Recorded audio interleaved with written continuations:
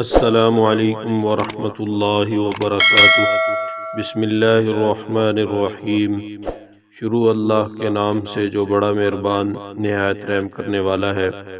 دوستو، آج کی ویڈیو کے اندر آپ کو رزق میں برکت کا ایک مجرب عمل بتایا جا رہا ہے۔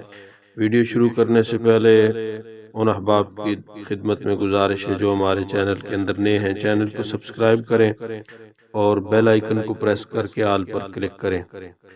دوستو، وہ قرآنی عمل جس کے ذریعے سے رزق میں برکت ہوتی ہے، حضرت حاجی امداد اللہ مہاجر مکی رحمہ اللہ سے منقول ہے کہ جو شخص صبح کو 70 مرتبہ پابندی سے یہ آیت پڑھا کرے وہ رزق کی تنگی سے محفوظ رہے گا۔